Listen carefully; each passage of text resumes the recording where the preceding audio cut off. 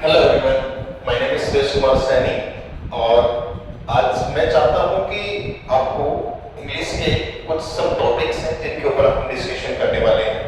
और मैं आपको बता दूं कि आज तक मैं स्कूलिंग स्टूडेंट की जो वीडियोज वगैरह है वो अपलोड करता आया हूं, बट आज से आपको मेरे चैनल पे जो आपकी इंग्लिश के जो क्लासेज होती हैं, जो अभी राजस्थान के अंदर जितने भी जो एग्जाम्स हैं जिनमें फोबिया बना हुआ है स्टूडेंट का इंग्लिश नंबर को लेकर कि इंग्लिश में जो भी क्वेश्चंस आते हैं उनको कैसे अपन सॉल्व आउट करें और वो भी क्विकली कैसे लर्न अप करें उनको।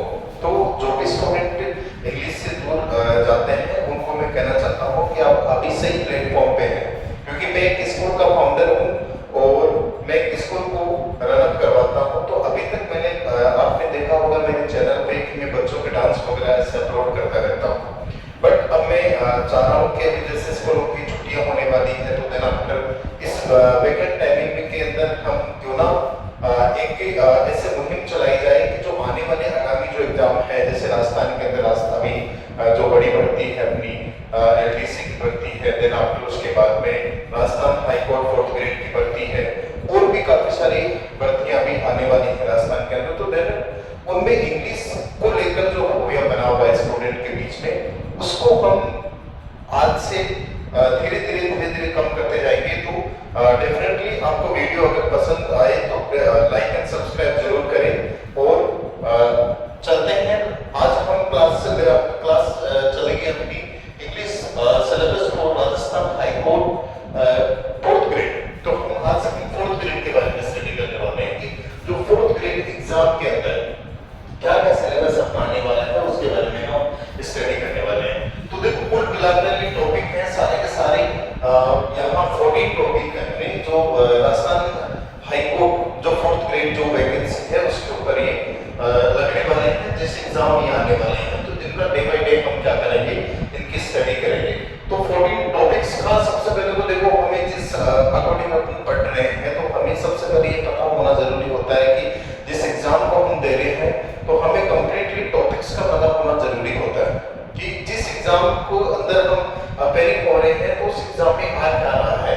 यानी कि हमें यहाँ तक लर्न होना चाहिए कि इस सब्जेक्ट में इतने टॉपिक्स हैं जिनमें इतने टॉपिक्स हमें लर्न करना है। तो हम सबसे पहले अगर बात करें, जैसे अपना जो फर्स्ट जो टॉपिक है वो है टेंसेस कहते हैं अपन, या फिर सीक्वेंसेस ऑफ द टेंसेस कहते हैं कि टेंस के क्या क्या सीक्वेंसेस हो, सीक्वेंस को हम क्या करने वाले हैं, इसमें स्टडी करने वाले हैं। देन आफ्टर हम बात कर रहे हैं इसकी प्रीपोजिशन की। तो सेकंड जो है अपना वो है प्रीपोजिशन। तो सेकंड टॉपिक अपना रहेगा प्रीपोजिशन। अब प्रीपोजिशन आपने सुना होगा, जैसे प्रीपोजिशन के अंदर की जैसे इन है, ऑन है, कोई भी टेबल पे कोई अगर थिंग्स रखी हुई है तो उसके लिए अपन ऑन लगाते हैं, ठीक है। कहीं अपन अंदर कोई चीज रखी हुई है तो उसके लिए इन का यूज करते हैं। देन आफ्टर किसी कहीं टेबल के नीचे कोई चीज रखी हुई है तो देन उसको अपन अंडर का यूज करते हैं। तो देन आफ्टर ऐसे प्रीपोजिशंस जिनके बारे में हम फुली स्टडी करने वाले हैं। अब नेक्स्ट अपन बात कर रहे हैं जो मेन टॉपिक रहता है वो भी है कौन सा, आर्टिकल्स एंड अदर डिटरमिनर्स हैं। आर्टिकल्स और अदर डिटरमिनर्स हैं जिनके बारे में हम स्टडी करने वाले हैं। हम इनके बारे में डिटेल से स्टडी करेंगे। मैं आपको आज सिलेबस बता रहा हूँ कि सिलेबस में अपना क्या क्या रहने वाला है। तो हर स्टूडेंट को हमें जो भी एग्जाम एक्सपेरिमेंट है उनको सबको सिलेबस का पता होना नेसेसरी है। तो आज हम पूरे सिलेबस के बारे में डिटेल से हम एक बारी पढ़ने वाले हैं कि हमारी एग्जाम जो है हाई कोर्ट 4th ग्रेड की, जिसमें 10 नंबर की इंग्लिश आने वाली है और 10 मार्क्स की इंग्लिश है। अब देखो, अपने लिए तो ये बहुत बड़ी है, क्योंकि आपको पता है हम जब भी सब एक्सपेरिमेंट है और ये बहुत बड़ी क्या होते हैं, 10 मार्क्स भी बहुत अपने इंपॉर्टेंट होते हैं। आपको पता है नैनो नंबर्स के अंदर भी क्या होते हैं, स्टूडेंट है वो बैक रह जाते हैं।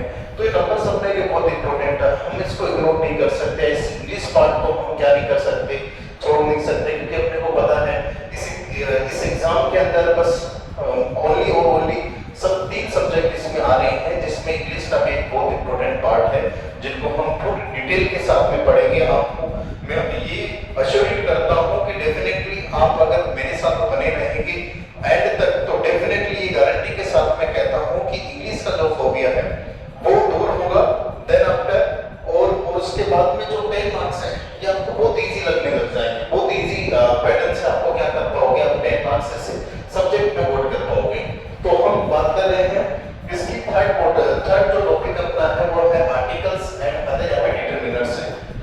नेक्स्ट अगर बात करते हैं इसकी फोर्थ नंबर की, फोर्थ नंबर पे क्या है द वॉइस, जिसमें हम बात कर रहे हैं द वॉइस के अंदर हम एक्टिव एंड पैसिव की बारे में बात कर रहे हैं। तो एक्टिव एंड पैसिव वॉइस आपको पता है बहुत इंपॉर्टेंट होते हैं, एग्जाम के अंदर आते हैं, हमें नहीं आते हैं। अपन इतनी सारी एग्जाम आप दे पाए हो, उसमें भी इंग्लिश में आपको प्रॉब्लम आती है, एक्टिव पैसिव को अपन कैसे बनाएं।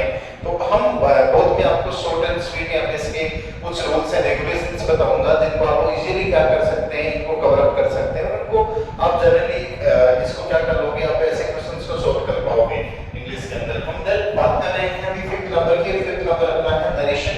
और नरेशन के अंदर दो चीजें आती हैं, नरेशन के अंदर डायरेक्ट और इनडायरेक्ट दो चीजें होती हैं। तो कुछ सेंटेंसेस होते हैं वो डायरेक्टली स्पीकिंग करने होते हैं, कुछ होते हैं हमें इनडायरेक्टली स्पीक करने होते हैं। तो हमें क्वेश्चन आता है कि हम जैसे सेंटेंस है वो डायरेक्ट का है, उसको हम इनडायरेक्ट में क्या करना होता है, हमें कंप्लीट करना होता है, तो डायरेक्ट में कन्वर्ट करना होता है। तो कैसे उसको इनडायरेक्ट में कन्वर्ट कर सकते हैं। बात करें हम नेक्स्ट इसकी 6 नंबर, तो 6 नंबर अपना जो टॉपिक है वो है सिनोनिम्स। सिनोनिम्स आपको सबको पता है, सिमिलर जो मीनिंग्स होते हैं जिनको अपन सिनोनिम्स कहते हैं, जिसको हिंदी में हम पर्यायवाची शब्द कहते हैं। क्या कहते हैं? पर्यायवाची शब्द। तो सिनोनिम्स अपने पर्यायवाची शब्द है। पर उसके बाद में हम बात कर रहे हैं किसकी, नेक्स्ट अपना 7th नंबर जो पॉइंट है वो है एंटोनिम्स। और एंटोनिम्स होते हैं जो अपोजिट वर्ड्स जिनको अपन बोलते हैं एंटोनिम्स, अपोजिट वर्ड्स जो अपन विलोम शब्द के नाम से जानते हैं। तो अपोजिट इज द विलोम शब्द, ये आपको इसके बारे में हम स्टडी करेंगे। और आपको मैं वो सिनोनिम्स एंड अपोजिट वर्ड्स जो होते हैं, जो एंटोनिम्स है, वो मैं आपको बताऊंगा जो लास्ट हाई कोर्ट के एग्जाम में पहले पूछे गए हैं। और उसके बिहाफ के ऊपर हम सटीक तैयारी करेंगे। ये नहीं कि हम बहुत कुछ लेंगे आपको लिखवाने वाला हूँ यहाँ पे और वो आपको लर्न नहीं होगा, ऐसा कुछ नहीं। देखो मैं आपको पता है एक सिस्टमेटिकली तरीके से आपको स्टडी करवाने ना हूँ, जिसमें अपने को इतना टाइम अपने पास है नहीं है एग्जाम के लिए। तो हमें क्या करें, शॉर्ट वे में कैसे हमें क्विक रिवीजन करें, और वो रिवीजन इतना फ्रूटफुल होना चाहिए कि वो आपके एग्जाम में वो क्वेश्चंस आपको देखने को मिले। तो ऐसे क्वेश्चंस को हम क्या करेंगे, इनमें करने वाले हैं। अंदर पर हम बात कर रहे हैं किसकी, 8 नंबर पे जो है वो अपना टॉपिक 8 नंबर रहने वाला है, वो वन वर्ड सब्स्टिट्यूशन का रहने वाला है। तो वन वर्ड सब्स्टिट्यूशन, अनेक शब्दों के लिए एक शब्द की, अनेक शब्दों के लिए एक शब्द कहा जाता है, तो दैट इज कॉल्ड इंग्लिश में वन वर्ड सब्स्टिट्यूशन कहते हैं। ऐसा क्वेश्चन अक्सर आता है, वो डेफिनेटली आएंगे ऐसे क्वेश्चंस। तो मैं आपको जो इंपॉर्टेंट जो सब्स्टिट्यूशंस हैं जो जनरल पूछे जाते हैं उनके रिगार्डिंग वो मैं क्वेश्चंस आपको करवाऊंगा। वो क्वेश्चंस में आपको ट्रिक बताऊंगा कि उनको कैसे हम सॉल्व आउट करें, उनके सटीक आंसर तक हम कैसे पहुंच पाए। जो 4 ऑप्शन आपके पास में है उन 4 ऑप्शन तक कैसे आप पहुंच पाओगे, उसके लिए मैं आपको एक इजी वे बताऊंगा, जिसको आपको क्या करना है, सीखना है। उसके बाद में अपने पेपर में उसको परफॉर्म करके आना है और अपना सिलेक्शन लेना है। देन आफ्टर हम बात कर रहे हैं जेंडर की। तो जेंडर बहुत इंपॉर्टेंट चैप्टर है। जेंडर के अंदर भी बहुत सी अलग चीजें आती हैं जिनको अपने को क्या करना है, लर्न करना है। जैसे नॉर्मल जेंडर तो अपने को पता ही है, जैसे अपन मदर फादर हो गया। फिर ऐसे जेंडर जो होते हैं अंकल आंटी, ये सब अपने को पता है। बट देन आफ्टर हम थोड़ा सा इनको अपग्रेड करेंगे और उसके बाद में जेंडर्स के बारे में हम स्टडी करने वाले हैं। बहुत से ऐसे जेंडर्स हैं जिनके बारे में अपन जो एग्जाम में जनरल अधिकतर पूछे जाते हैं, लास्ट ईयर काफी टाइम से जो एग्जाम होती है उनमें जो जेंडर किस टाइप के पूछे जाते हैं, उन जेंडर्स को मैं आपको करवाने वाला हूँ। तो जो हम बहुत डिटेल्स इनके बारे में बहुत अच्छे से स्टडी करेंगे और आपको कहीं आपको लिखने की जरूरत नहीं पड़ेगी। मैं यही इसी क्लास के अंदर आपको इसी बोर्ड पे कंप्लीट करवा दूंगा, तो कहीं आपको लिखने की इसमें जरूरत नहीं होगी। बस आपको ज्यादा लंबा वीडियो रहने वाला नहीं है अपना, बस 30-40 लास्ट मिनट का रहने वाला है। तो उसमें अपने को मैं इतनी मेहनत से आपको करवाऊंगा ये टॉपिक्स, और इतनी डिटेल से और इतनी इंटरेस्टिंग वे से करवाऊंगा कि हर एक स्टूडेंट को बहुत इजीली समझ में आने वाला है। देन आफ्टर हम बात करने वाले हैं एडजेक्टिव एंड वर्ब के बारे में। तो एडजेक्टिव एंड वर्ब क्या है, अब आपको पता है एक सेंटेंस में वर्ब का कितना इंपॉर्टेंस होता है। तो एडवर्ब और हम एडजेक्टिव एंड वर्ब के बारे में स्टडी करने वाले हैं। नेक्स्ट हम बात करेंगे फिर उसके बाद में मॉडल्स। तो मॉडल्स आपको पता है, मॉडल से डेफिनेटली क्वेश्चन आता ही है। मॉडल्स जैसे अपन हो गया, कैन हो गया, कुड हो गया, वुड हो गया, मस्ट हो गया, ये सारे क्या है मॉडल्स हैं जिनके के बारे में 100% क्या होता है क्वेश्चन आता है। जैसे थोड़े दिन पहले जैसे एग्जाम के अंदर अभी थोड़े दिन पहले कुछ एग्जाम थी, देन आपको उसमें एक मॉडल पूछा गया था, मस्ट का यूज कहाँ यूज कर रहे हैं। देन आफ्टर उसके अंदर काफी सारे मॉडल्स के क्वेश्चंस आए थे, मुझे लगता है 3 से 4 क्वेश्चंस थे, वो मॉडल्स के ही क्वेश्चंस थे।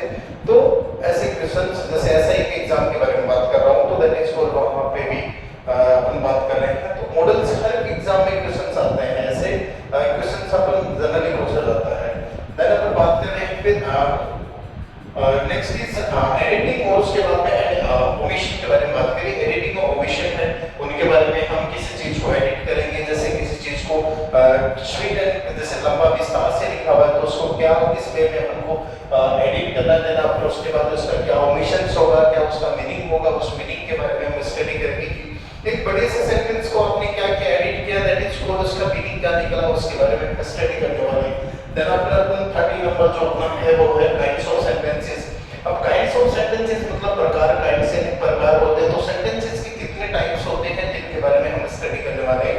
एक सेंटेंस होता है, उसके कितने टाइप्स होते हैं, जैसे इंपेरेटिव सेंटेंसेस हो गया, फिर एक्सक्लेमेटरी सेंटेंसेस हो गया, क्वेश्चन मार्क सेंटेंसेस हो गया, और भी यहाँ पर टाइप्स होते हैं जिनके बारे में हम क्या करने वाले हैं, स्टडी करने वाले हैं। देन बात करें तो 14 नंबर वोकेबुलरी। वोकेबुलरी बहुत इंपॉर्टेंट है और बहुत इजी, जब इजी क्वेश्चंस आते हैं वोकेबुलरी से, अगर हम डेली रोज 5 वोकेबुलरीज की क्या करेंगे, रोज प्रैक्टिस करेंगे, तो डेफिनेटली हमें वोकेबुलरी में तो कोई क्वेश्चन रॉन्ग होगा ही नहीं अपना, क्योंकि ऐसे ऐसे वोकेबुलरीज और ज्यादा अधिकतर कोई वोकेबुलरी आती है जो आज तक के पीछे एग्जामों में पूछी जाती है, उनकी इर्द गिर्द की जो वोकेब्स है वो ही है वो पूछी जाती है, तो उन टॉपिक्स के बारे में हम स्टडी करने वाले। तो टोटल जो टॉपिक्स अपने रहने वाले हैं, टोटल